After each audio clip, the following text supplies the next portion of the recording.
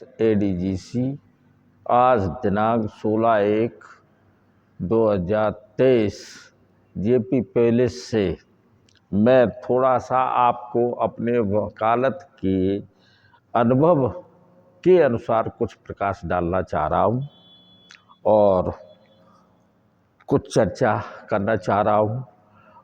मैं ये दावा तो नहीं करता हूँ कि आप लोग मेरी बात से सहमत होंगे। मैं अपनी बात रख रहा हूँ। कितने सहमत हैं आप लोग, ये आप हमें अवगत कराएं। तो मैं एक कहना ये चाह रहा हूँ कि हम लोग भारत देश में उत्तर प्रदेश के रहने वाले हैं और न्याय व्यवस्था के बारे में कुछ कहना चाह रहे हैं। यहाँ पर जितने भी एक्ट हम लोगों पर एप्लीकेबल है और जो अदालतें जिन एक्ट के अनुसार न्याय कर रही हैं वो सारे के सारे 70 वर्षों से हम लोग स्वतंत्र हो गए हैं अंग्रेज़ों की दास्ता से, परंतु सारे एक्ट, सारे अधिनियम, सारे प्रोसीजर, सारे न्याय व्यवस्था की प्रक्रिया सब की सब अंग्रेज़ों के द्वारा बनाई हुए एक्ट के तहत चल रही है। हम लोगों ने इतनी स्वतंत्रता के बाद अभी तक कोई एक्ट, कोई प्रोसीजर, कोई प्रक्रिया नहीं लिख पाई है। सब अंग्रेज़ों के लिखी हुई कानून व्यवस्था पर चल रही है। हाँ, इक्का दुक्का एक आध सब्जेक्ट पर, एक आध विषय पर जो है ज़रूर कुछ एक्ट भारत ने बनाए हैं गुलामी के बाद, लेकिन वो नाम के हैं, 1 2 4 हैं और बाकी के नहीं हैं। यहीं पर एक प्रकाश हम और डालना चाहते हैं। ये जो न्याय व्यवस्था है, ये जो न्याय प्रणाली है, ये जो अंग्रेज़ों ने खड़ी की थी, वो उन्होंने अपनी सत्ता को सर्वोच्च मान के बनाई थी। यहाँ की पब्लिक के कल्याण के लिए नहीं बनाई थी।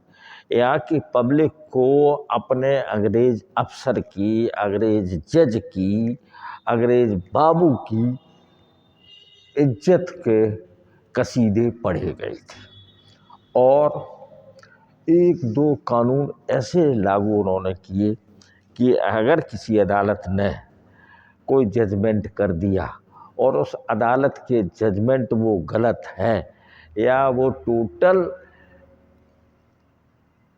गैर कानूनी है, न्याय से संपर्क नहीं है और अगर आपने उस जज की आलोचना कर दी तो वो जो है आपके खिलाफ अदालत की अवमानना का नोटिस दे देगा, अदालत की अवमानना का आप पर केस कर देगा।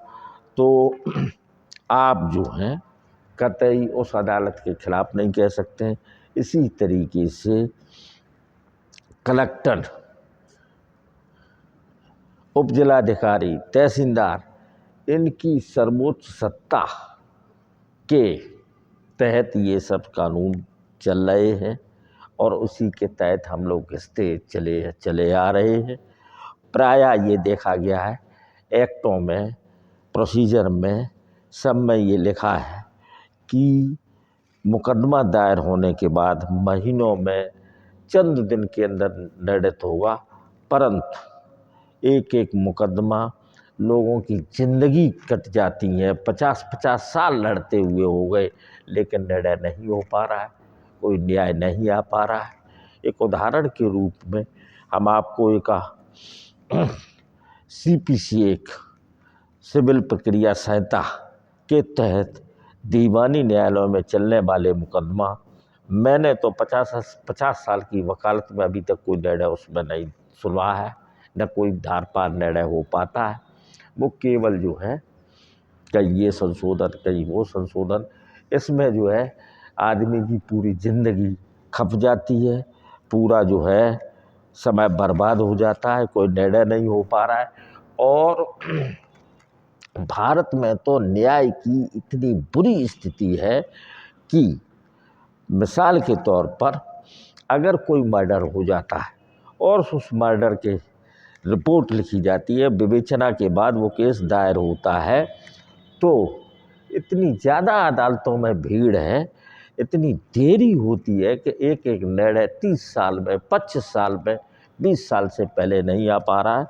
जो है न्याय में जितनी देरी होगी वो अन्याय में परिणत हो जाता है, वो न्याय नहीं कहलाता है। तब तक क्या काम होता है, जो समाज में बलशाली लोग हैं, जो समाज में दबंग लोग हैं, वो जो है उस मुकदमे के जो गवाह हैं उन पर नाजायज़ अत्याचार करके, नाजायज़ दबाव बना के उनको तोड़ देते हैं और वो गवाहान गवाह देने की स्थिति में नहीं रहते हैं, क्योंकि उनमें इतना बल नहीं होता है जो उन प्रभावशाली लोगों से लड़ लें और अदालत में अपनी बात कह लें।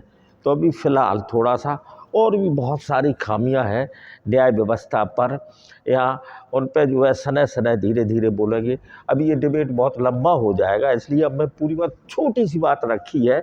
जो न्यायालय में निर्णय विलंबित आता है उस पर मैंने कहा, और भी खामियां हैं, जजेस की नियुक्ति को लेके खामियां हैं, अधिकारियों की नियुक्तियों के लेके खामियां हैं। आपने देखा होगा हाई कोर्ट में, सुप्रीम कोर्ट में ऐसे जजेस हैं जिनकी पीढ़ियां दर पीढ़ियां जज होती चली आ रही हैं, कोई बाहर से जज ही नहीं बन पा रहा है। ऐसा ही कॉलेजियम सिस्टम है नियुक्ति का। तो इस तरीके से न्याय प्रक्रिया पर बहुत कुछ कहा जा सकता है। अब आज थोड़ा इतना ही रखेंगे, फिर जो है आगे भविष्य में फिर इस पॉइंट पर हम आप लोगों से मुखातिब होंगे। और आप लोगों के कोई सुझाव हो, अरे आप लोगों को हमारी ये बात से थोड़ा सा भी संतुष्टि या सहमति हो, तो कृपया हमको ज़रूर फ़ोन करें और कहें और बताएं।